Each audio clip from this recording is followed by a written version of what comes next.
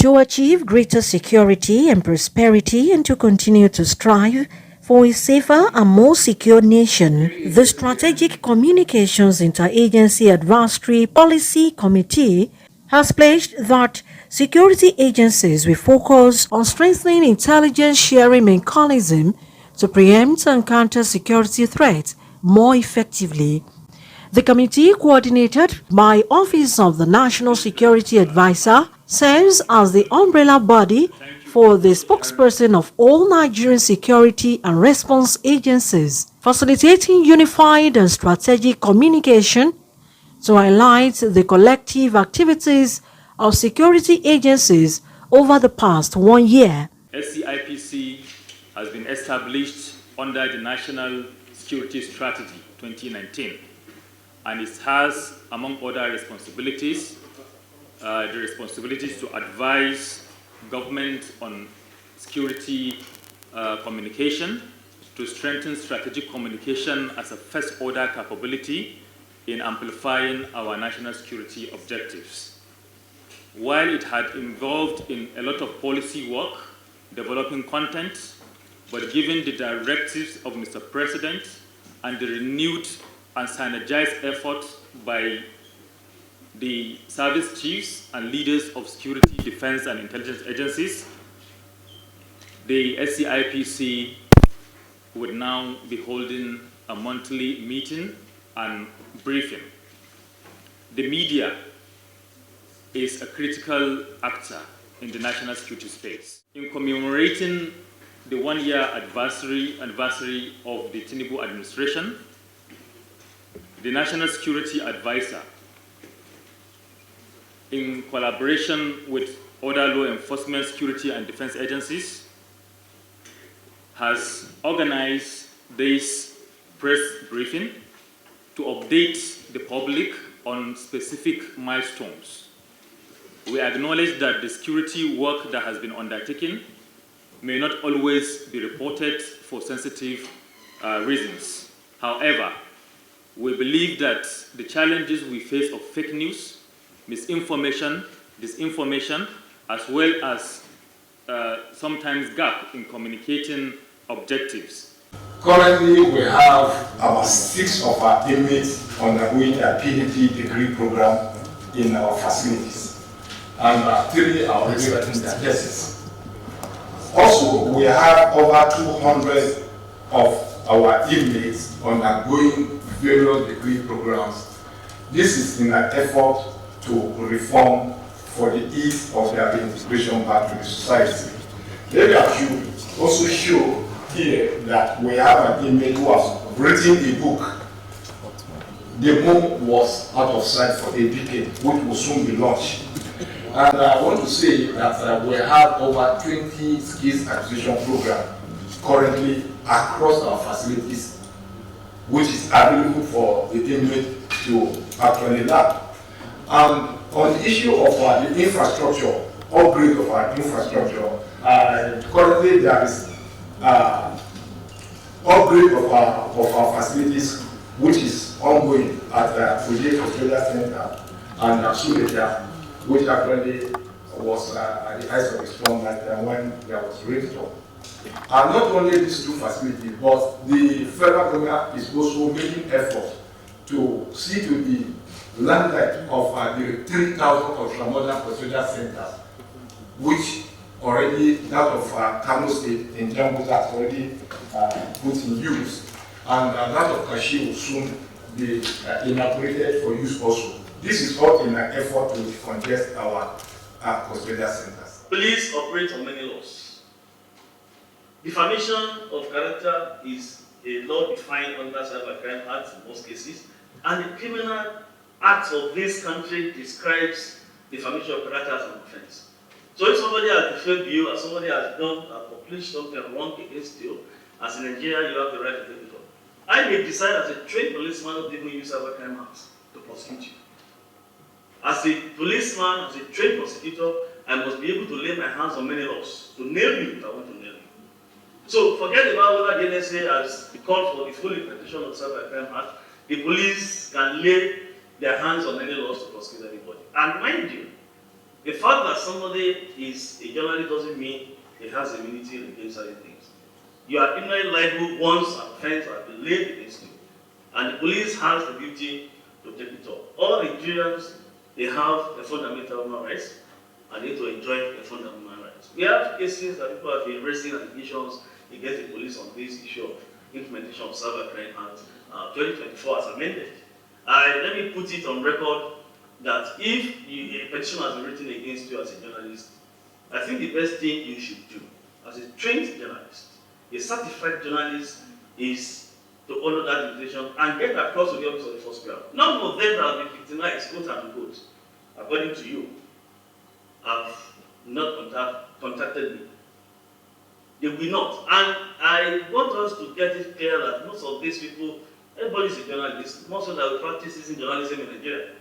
But the fact is, we have not, the police has not arrested anybody from any mainstream media per se.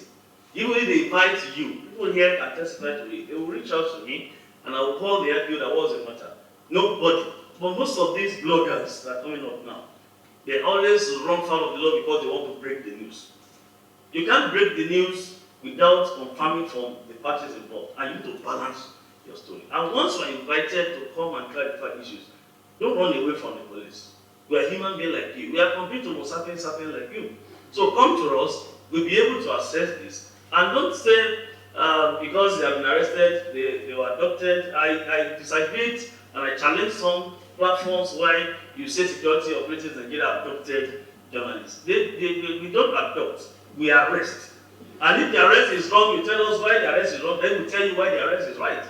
We face challenges because many of you don't really understand the legal framework. Where the law is applicable, if you are not aware, you pick an offense against us for enforcing the law. All enforcers, law enforcers in Nigeria are bound to experience all this. It's not only the police. So I want to clear this, I've clarified this, that we are not obliged to even send the petition to any suspect enforcer. For me to clear the air about the exact thing, because all along they have been putting him out of context. You know, he didn't make a blanket, free range, unconditional statement that if Yabelo is not arrested or anything like that, he will resign. What he said, and I want it to be placed in proper perspective. He said that if Yabelo, if he was not arrested, then there will be no basis for him to go ahead, you know, to arrest or to arraign or to prosecute anybody. He was talking about the need to prosecute Yahya Bello. And I think it is public knowledge that the EFCC is already in court. I mean, there is no basis for him to resign again because he said that if Yahya Bello was not prosecuted, he would resign. But Yahya Bello is already facing trial. I think we all know that by June 13, 2024, there is another court appearance before Justice Emeka Iwete of the Federal High Court, where we are expecting that he will make himself available. At the last court appearance, the judge was very, very angry that all along his counsel and all the people that are standing, that are holding brief for him, they have not rightly advised him. So the judge said that by June 13, 2024, if Yahya Bello, did not make himself available in court, the rightful judicial measure will be taken against him. Addressing media on behalf of the committee, Major General Edward Buba, who also served as Director, Defense Media Operations, noted that the future outlook of the committee is to strengthen mechanisms to ensure a people-oriented approach to securing communities. Looking ahead, security agencies will focus on the following strategic priorities. We will focus on strengthening intelligence sharing mechanisms to preempt and counter security threats more effectively. We will focus on strengthening mechanisms to ensure a people-oriented approach to securing our communities. We'll focus on investing in advanced technologies and equipment to enhance the capabilities of security forces. We will focus on deepening partnerships with international allies to tackle security both regionally, globally, tackle the challenges, as well as leverage on best practices. On the achievement of each organization, General Buba noted that first, the Office of the National Security Advisor has been pivotal in coordinating national security strategies and ensuring synergy among various security The agencies. Office of the National Security Advisor. There's need to look at what the office has done over the past 1 year. During the period, the Office of the National Security Advisor successfully hosted the high-level African counterterrorism meeting. The meeting brought together African heads of governments, including our Commander-in-Chief, President Bola Ahmed Tinubu, who served as the host president. It also brought the United Nations Deputy Secretary General and leaders of other key global bodies. Relatedly, the Office of the National Security Advisor also facilitated the second leg of the United Kingdom Nigeria Security and Defense Dialogue, bringing together security and defense chiefs from both countries. Furthermore, in collaboration with the Central Bank of Nigeria, the Office of the National Security Advisor initiated a series of economic security measures against currency manipulators and speculators to the armed forces of Nigeria and the defense.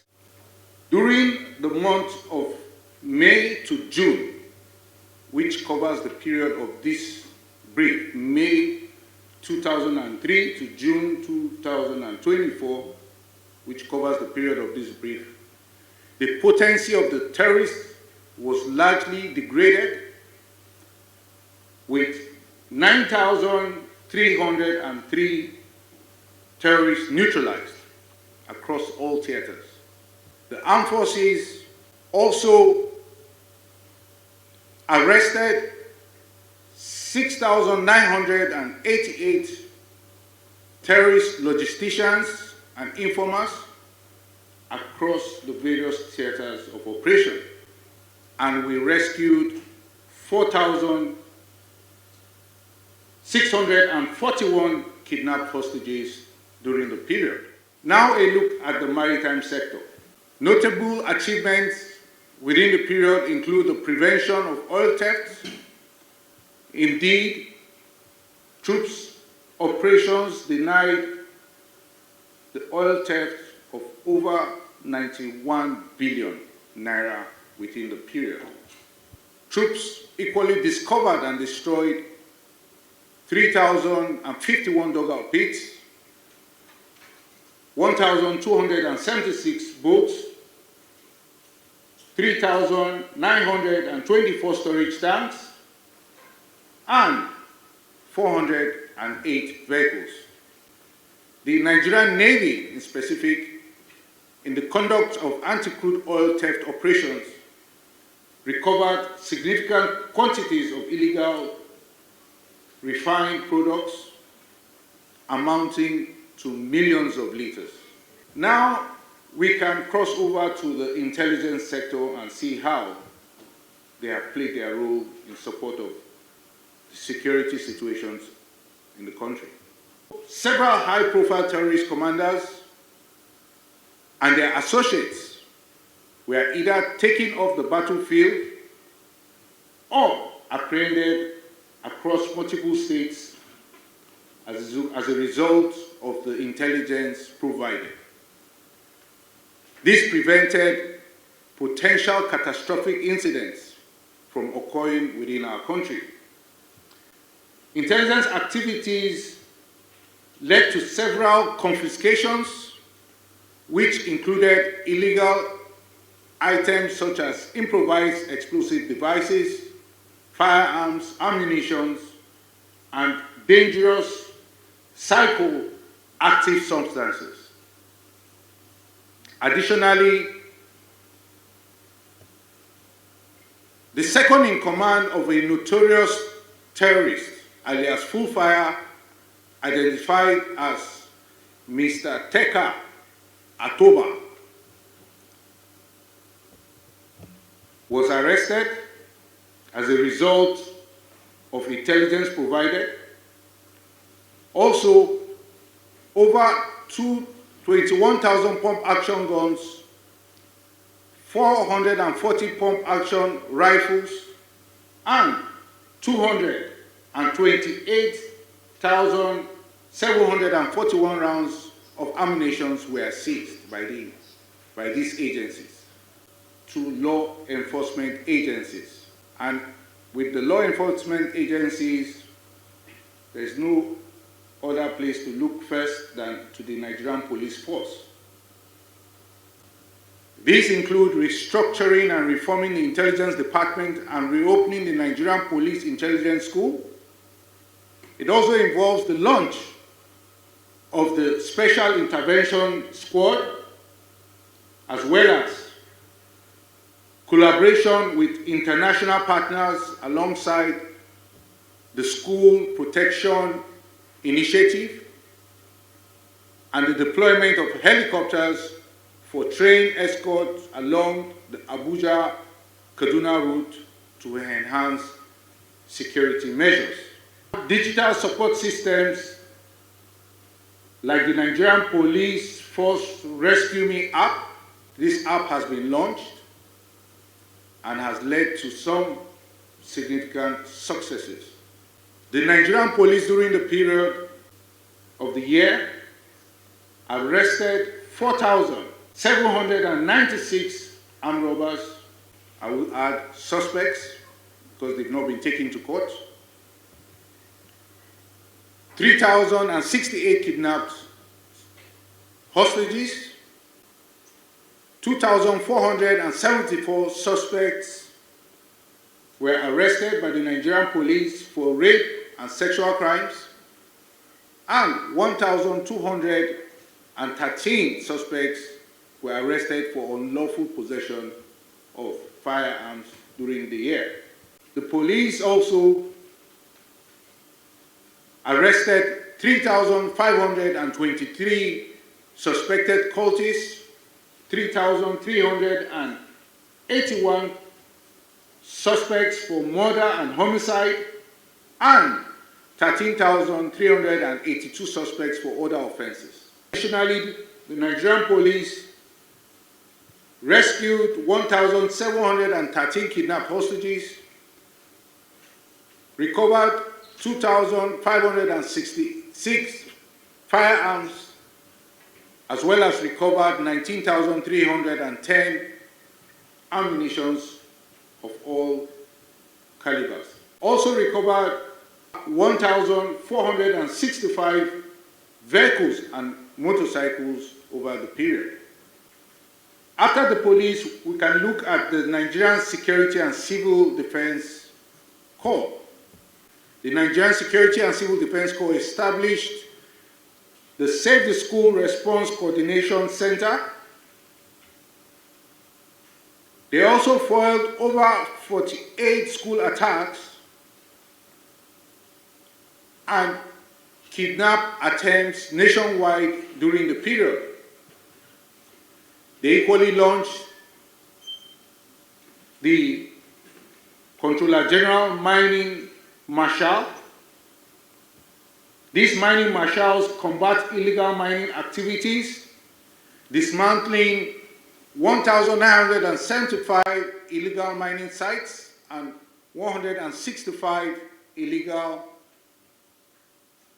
refining sites. Now to the custodial management. Custodial management ensured the proper care, rehabilitation, and reintegration of inmates into society. During the last 1 year, the Nigerian Correctional Service focused on enhancing custodial practices. This was achieved through enhanced inmate training and productivity, increased revenue from correctional farm centers and vocational skill workshops, as well as educational advancement for inmates. Efforts to decongest custodial centers through fines, renovations, and expansion have been significant during the period.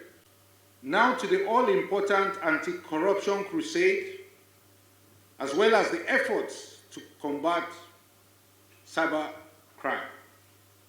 The Economic and Financial Crime Commission, for instance, made significant progress in the fight against economic and financial crimes by securing 3,412 convictions and recovering vast sums of money, both in local and foreign denominations. The Economic and Financial Crimes Commission recovered several amounts not limited to over 161 billion naira, over 21 million cryptocurrency equivalent in dollars, as well as over $43 million among several other recoveries of currency that was made by the Commission. The Economic and Financial Crimes Commission has also taken several bold steps to combat corruption, including the investigation of several politically exposed persons, including former ministers and governors. The agency launched a crackdown on internet fraudsters and currency racketeers, securing over 50 convictions since the beginning of the administration. The Economic and Financial Crimes Commission set up a task force against naira abuse and dollarization of the economy. And this task force is working to protect the sanctity and strength of our naira. To prevent corruption, the Economic and Financial Crimes Commission established a fraud risk assessment and control department to identify vulnerabilities in government agencies and launch preventive measures. The Independent Corrupt Practice Commission, on the other hand, recovered over 66 billion naira in cash and rent on forfeited assets. Additionally, assets worth over 5 billion naira were restrained and over 366 million naira was forfeited through judicial processes. During the period, there were 131 investigations conducted by the ICPC that led to prosecutions, while 18 convictions were secured. To the Nigerian Customs Service. The Nigerian Customs Service generated exceptional revenue of about 4 trillion naira during the period. Some trade facilitation initiatives were also deployed by the service. And these include the implementation of the time release study, the advanced ruling system, and the authorized economic operator program. Additionally, officer skills and automated processes were enhanced through capacity building and technological advancements. Now to the Nigerian Immigration Service. The Nigerian Immigration Service, through implementation of the e-border project, deployed e-gate solutions for border governance. Additionally, the Immigration Service enhanced border patrol and surveillance through the launch of 30 operational vehicles. The immigration also during the period completed several infrastructure development projects such as the e-border data center, the command and control center for operations of API and PNR system was also completed, and the e-gates for passengers clearance at 5 of our international airports were deployed. The full automation of passport processing significantly improved service delivery, as many can attest to. Additionally, the integration of solar power systems ensured uninterrupted operations of the service, hence more and greater efficiency. Now to our emergency response agencies. NEMA and the Federal Road Safety Corps are the lead agencies in providing emergency response. Their activities have been effective in achieving national resilience and security. The National Emergency Management Agency, NEMA, distributed food and livelihood items to farmers affected by the flood and Nigerians impacted by various disasters across the 36 states and the FCT under a special national empowerment and livelihood initiative. The National Emergency Management Agency also delivered 42,000 metric tons of food commodities nationwide and provided relief to communities affected by the drone strike in Tudumbiri, Kaduna State. Now for the Federal Road Safety Corps. The Federal Road Safety Corps recorded notable reduction in road traffic crashes during the period. They also have, in addition, patrol vehicles, ambulance, tow trucks, and motorbikes to improve their response capabilities. The construction of office complex and the establishment of area and unit commands by the Federal Road Safety Corps enhanced the operational efficiency of the Corps. Additionally, the Federal Road Safety Corps during the period introduced new laws such as the Federal Road Safety Corps Training Institution Establishment Act 2023, as well as the Speed Limit Prefixing Regulation 2024. These have had significant impact in improving road safety measures across the country. We are working decisively to address insecurity and ensure the safety of citizens. It must be reiterated that the lifeline of the terrorists and other forms of insecurity across our country, that lifeline is the people. In 1 year, Robust interagency collaboration is key to the successes and achievements recorded, which have ensured that security operations are comprehensive, strategic, and effective. Olayemi Eson, Spy TV.